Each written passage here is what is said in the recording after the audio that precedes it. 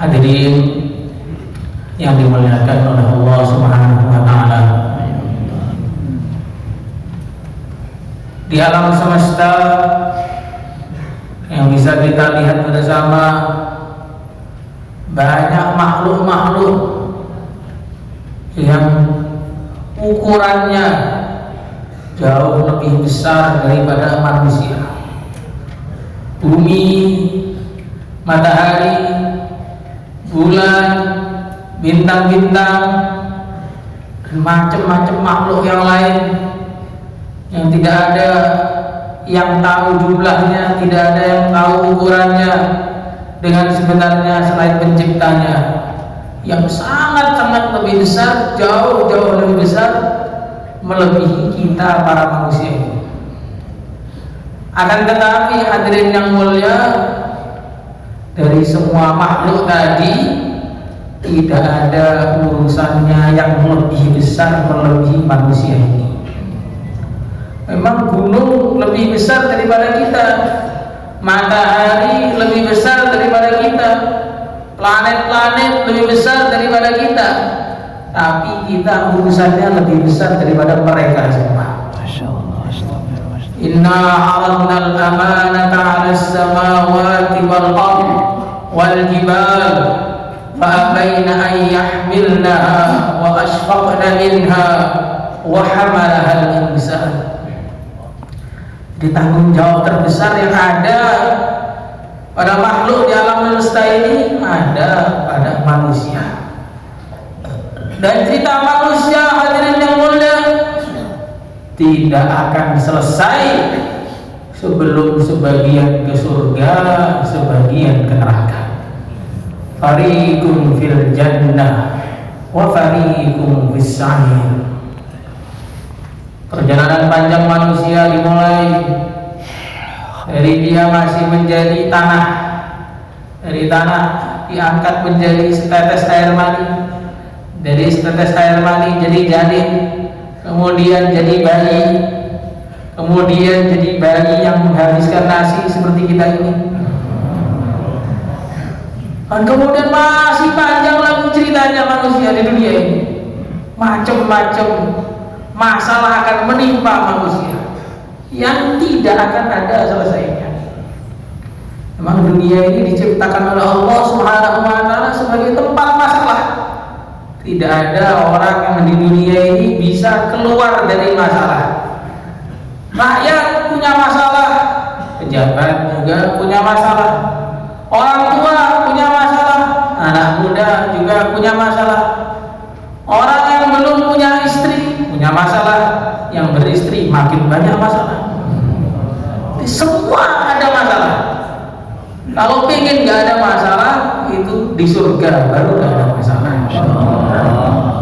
Kalau selagi di dunia, mesti kita akan mendapatkan macam-macam masalah, juta-juta masalah. Maka diceritakan pada zaman dahulu, ada seorang umatnya Nabi Musa alaihi salatu wassalam datang kepada beliau minta doa agar dibebaskan dari semua masalah. Maka akhirnya Nabi Musa berdoa kepada Allah, ya Allah, bebaskanlah umatku ini dari semua masalah. Maka begitu selesai doa, yang minta doa itu langsung mati seketika. Nabi Musa pun juga kaget. Ada bilang tanya kepada Allah, ya Allah, didoain biar gak dapat masalah kok malah mati, ini bagaimana ya Allah? Ya Allah menjawab, Musa, permintaan dia itu gak bisa didapatkan ketika masih di dunia. Selagi dia masih di dunia akan dapat masalah terus. Maka saya pindahkan dia ke surga biar selesai dari semua masalah. Maka itulah kehidupan di dunia ini, hadirin yang mulia, penuh dengan macam-macam masalah. Kesuksesannya itu hanya semu. Kalau orang-orang zaman masih sekolah mengira nanti lulus SMA sukses, akhirnya usaha sampai lulus SMA, saking senangnya bajunya dirobek warna ini, kasih warna itu, bahkan temboknya orang pun dikasih warna macam-macam. Perasaannya sukses.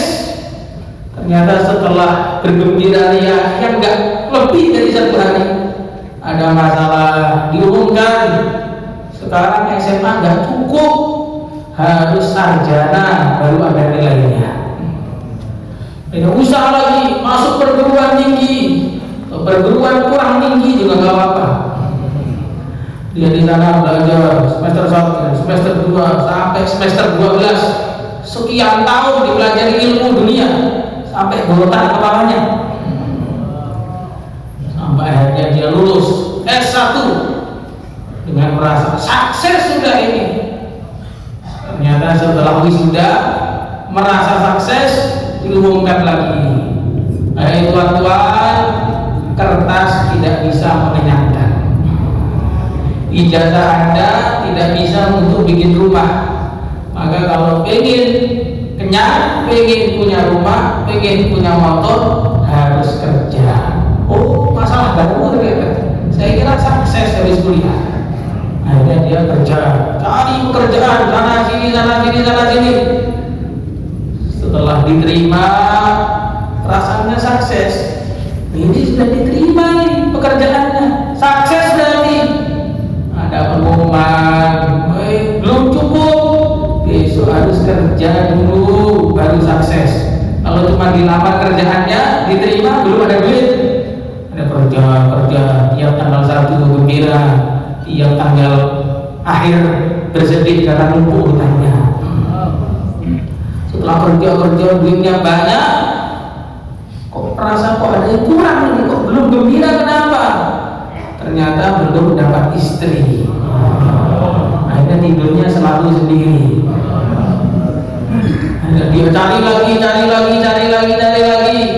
Sudah punya istri, rasanya gembira, sukses, hidup baru, semangat. Setelah sekian tahun ada masalah lagi, belum punya anak. Setelah punya anak, seneng, masalah lagi, anaknya ngantuan. Sampai di markas masih ngantuk. Akhirnya usaha, anaknya biar dididik, biar sukses jadi sarjana lagi.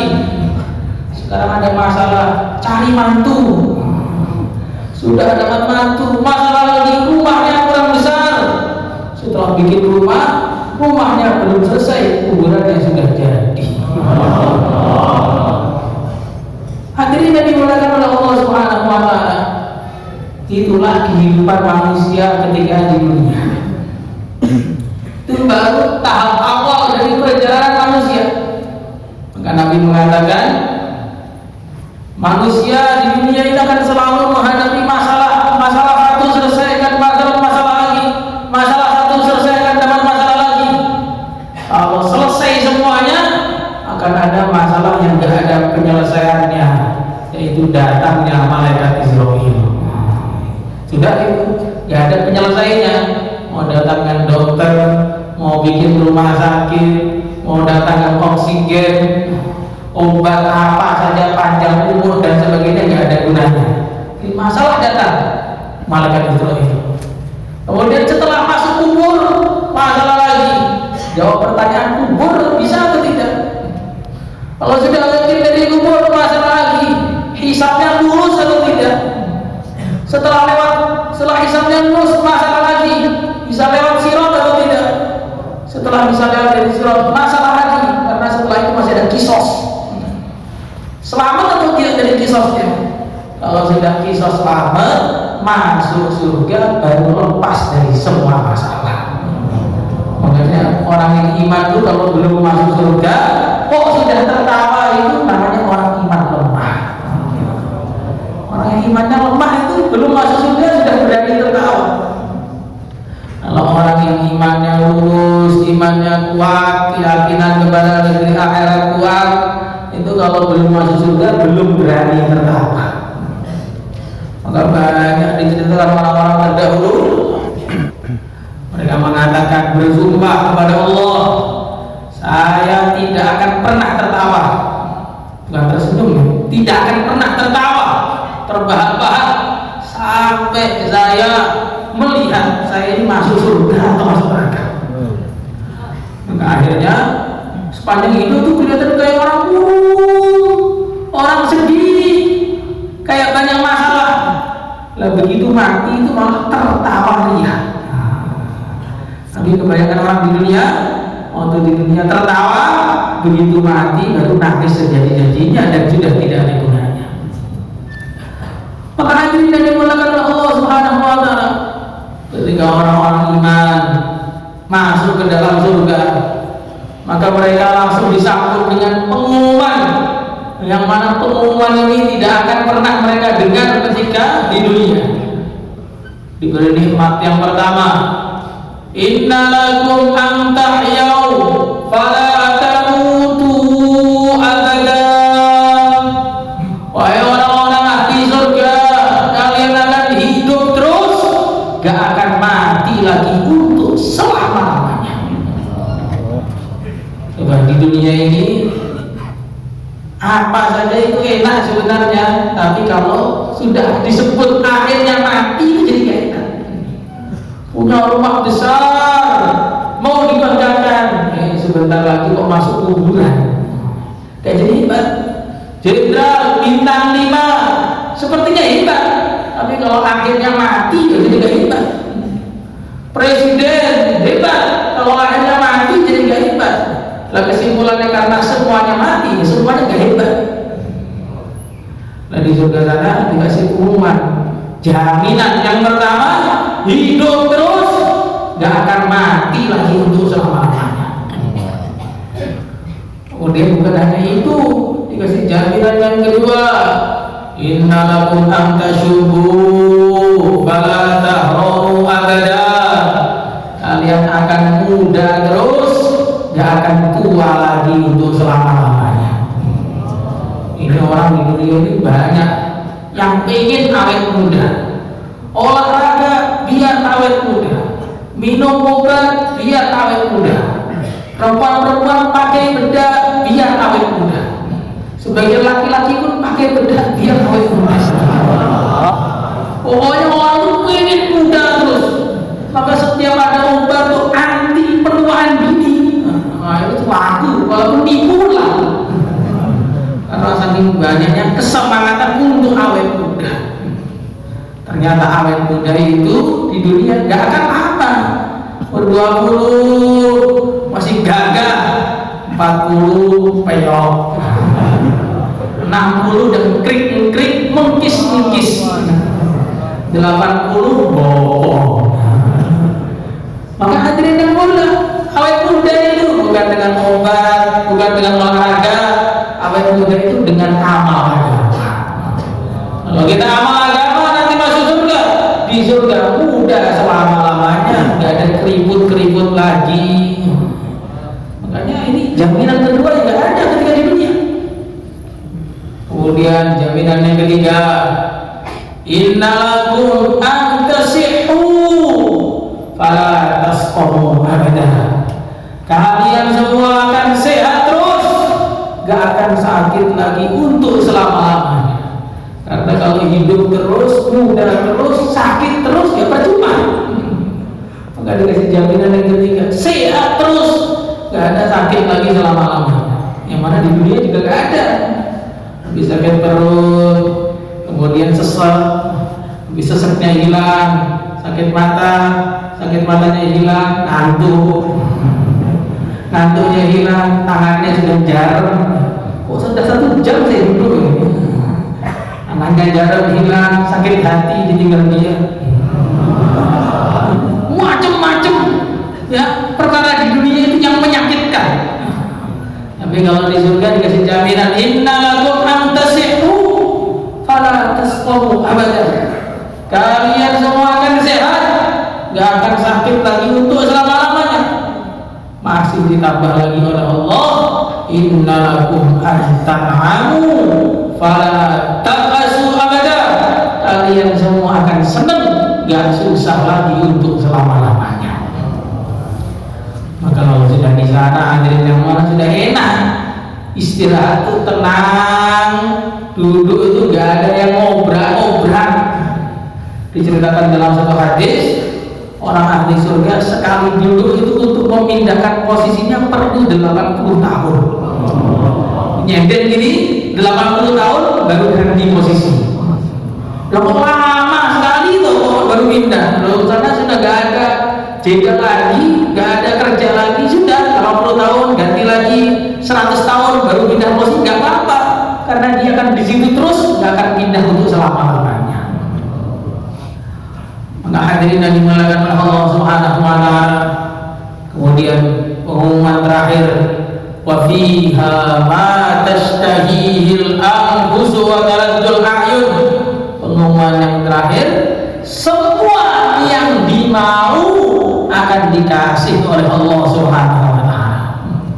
Maka seakan-akan ada pengumuman, wahai ahli surga, kalian dulu taat kepada Aku, menuruti perintahku dengan kemampuan kalian yang terbatas, maka sekarang Aku akan menuruti perintahmu dengan kekuasaanku yang tidak terbatas. Kalian dulu taat kepada Aku, mengamalkan perintah-perintahku di waktu yang terbatas 60 tahun, 70 tahun. Sekarang kalian boleh bersenang-senang dengan waktu yang tidak terbatas. Maka hadirin yang mulia, kalau orang yang pintar, ya, orang yang cerdas tentu lebih memilih yang kekal yang akan datang daripada yang sebentar yang tidak kekal. Kalau saya itu ya pilihnya ya dua-duanya. Di dunia yang mau enak, mati masuk surga, itu pilihan saya. Ya semuanya pengen begitu, tapi sekarang disuruh milih dunia apa akhirat, milih dunia atau akhirat. Maka diibaratkan orang itu kalau diberi pilihan dunia dengan akhirat itu seperti diberi pilihan ada istana dari emas dengan gubuk reog. Milih mana kira-kira yang mulia?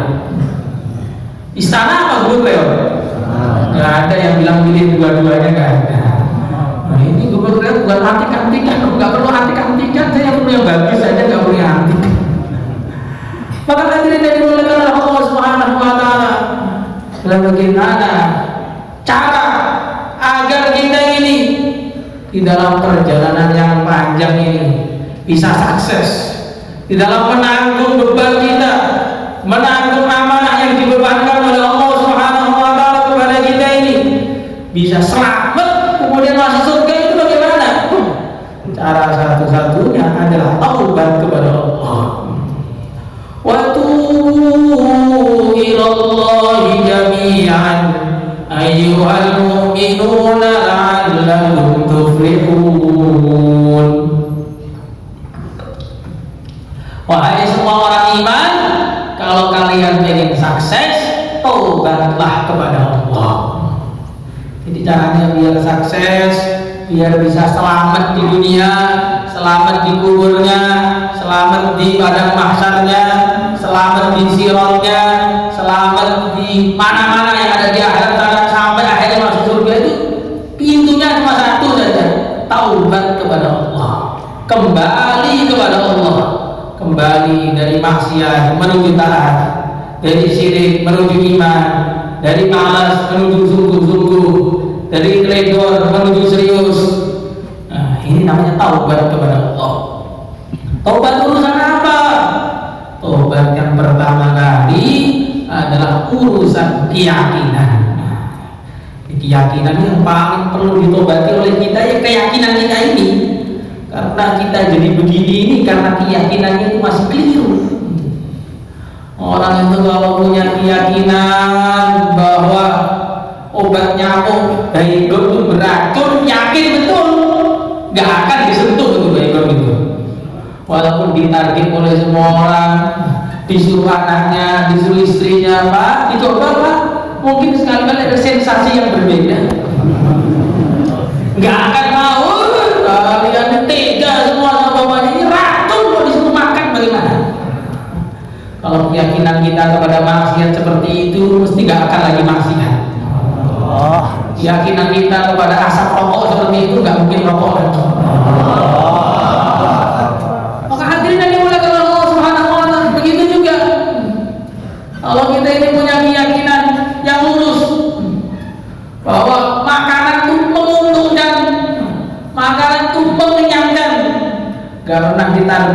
dikasih pahala makan terus, tidak duduk di mana saja kecuali makan. Bahkan musyawarah nggak ada makannya nggak datang. Acara apa saja kok nggak ada makan nggak datang. Acara garingan ya acara opun. Nama karena ini tuh merasa makan tuh perkara yang menguntungkan. Makan tuh tujuan akhir dalam kehidupan. Pokoknya nggak makan ya untuk menungso. Bukan waktu ya bumi. Maka karena keyakinan kita kepada makan yang luar biasa, akhirnya di mana saja kita tidak bisa meninggalkannya.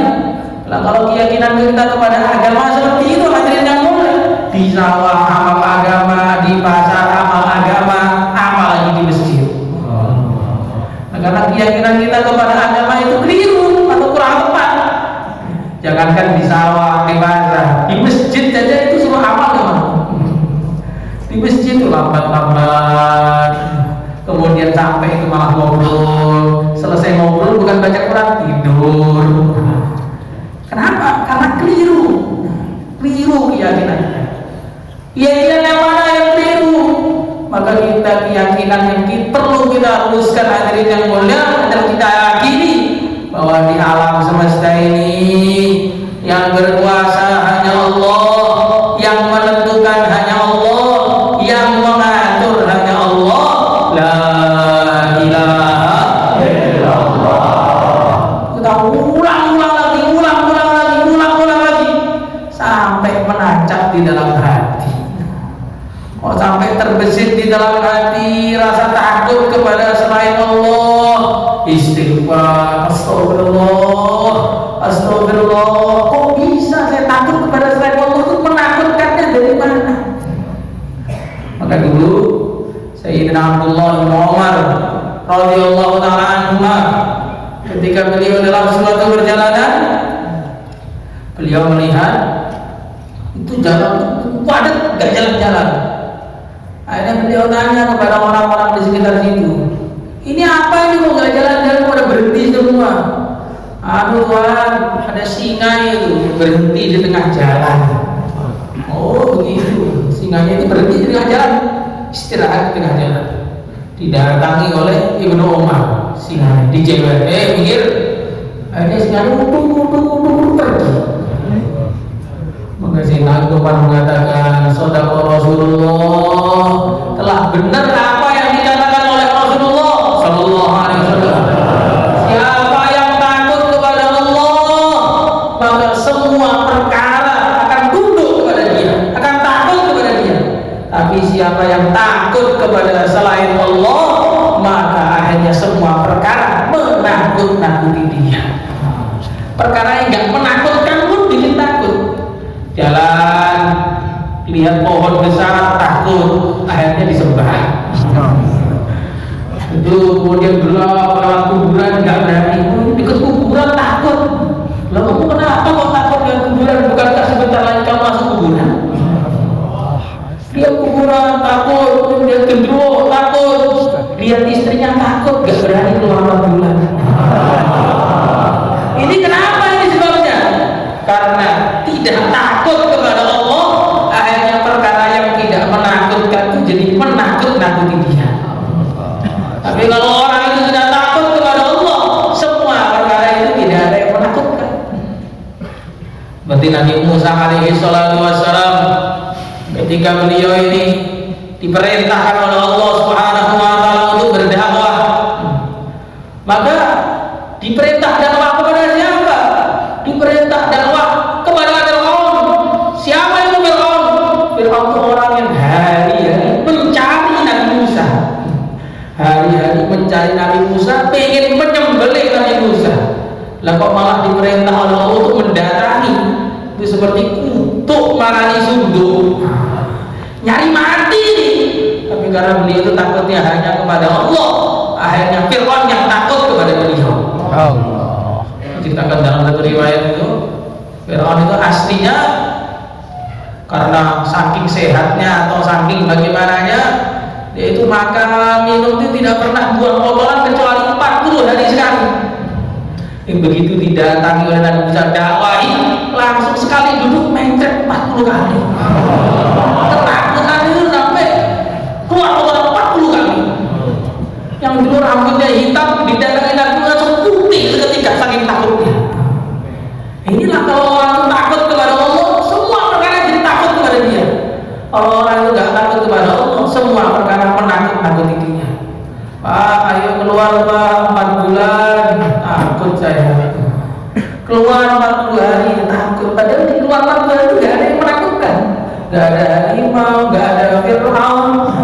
nggak ada tentara yang nembak kepalanya, nggak ada. Adanya dikasih makan, dikasih minum, pulang-pulang gemuk.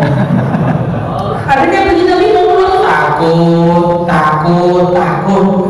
Kenapa? Karena kurang takut kepada Allah. Dalam satu cerita, baginda Rasulullah SAW, beliau sedang istirahat dalam satu perjuangan, maka tiba-tiba datang seorang mengambil pedang beliau, langsung mengatakan, wahai Muhammad, siapa yang akan menyelamatkan kamu dari saya? Maka Nabi menjawab, Allah. Langsung pedang itu jatuh, diambil oleh Nabi. Sekarang siapa yang akan melindungi kamu dari aku? Muhammad, sudah maafkan. Orang itu kalau takutnya kepada Allah, akhirnya di mana saja ditolong oleh Allah. Tapi kalau orang itu tidak takut kepada Allah, tidak punya harapan kepada Allah, akhirnya disia-siakan oleh Allah, hancur di mana saja, Allah tidak peduli lagi sama dia. Maka kita rasakan yang mengatur hanya Allah, yang berkuasa hanya Allah, hanya takut hanya kepada Allah, berharap hanya kepada Allah, kemudian akhirnya menaati perintah Allah, yakin dengan sebenar-benarnya dalam perintah Allah ada kesuksesan. Dalam perintah Allah ada kesuksesan. Yang miliki semuanya adalah Allah. Kalau taat kepada Allah nggak sukses, nggak mungkin. Orang di dunia ini ada yang taat kepada orang lain karena kekayaannya. Orang-orang miskin taat kepada orang kaya karena menggarap cipratan kekayaannya. Juga disuruh sana kemari taat terus, disuruh berangkat, suruh diem, suruh jalan, suruh berhenti. Taat sekali kepada orang kaya karena berharap cipratan kekayaannya. Lah kenapa kita ini hamba-hamba Allah tidak mau taat kepada Allah dengan kekayaan Allah yang tidak terbatas? Disuruh taat kepada Allah, disuruh berjuang, ayo keluar. Lo keluar duitnya dari mana? Lo perintah Allah, makanya duitnya dari mana? Allah itu maha kaya. Kalau sudah memerintahkan, pasti akan ditutupi olehnya. Kalau sudah suruh taat kepada Allah, makanya duit dari mana? Itu imannya itu nggak tahu kemana. Hadirin yang dimuliakan Allah Subhanahu wa ta'ala, orang di dunia taat kepada seseorang karena kekuasaannya, bawahan taat kepada atasan karena kekuasaannya, rakyat taat kalau pejabat karena kekuasaannya, khawatir nanti kalau nggak taat kepada penguasa bisa masuk penjara. Nah, kenapa kita hamba-hamba Allah kok tidak mau taat kepada Allah? Apa kita nggak khawatir kalau tidak taat kepada Allah bisa masuk neraka? Maka hadirin yang dimuliakan Allah Subhanahu wa ta'ala, orang-orang yang imannya lemah, yang keyakinannya salah, mereka kadang-kadang ngomong dengan perasaan sudah paling benar, ngomong begini, kalau saya amal agama terus nanti bagaimana jadinya? Mau makan apa? Masa depannya bagaimana? Sering diulang-ulang oleh sebagian orang yang imannya salah, keyakinannya lemah. Maka harusnya bukan seperti itu yang kita bicarakan. Harusnya kita ngomong, kalau saya nggak taat Allah terus jadinya mau jadi apa? Kalau nggak taat kepada Allah tuh mau lari kemana? Dunia milik Allah, akhirat milik Allah, lautan milik Allah, daratan milik Allah. Masuk ke kuburan itu hanyalah milik Allah. Kalau saya nggak taat kepada Allah mau lari kemana? Itu yang harusnya dipikirkan oleh orang-orang beriman. Maka para ulama menggambarkan yang lemah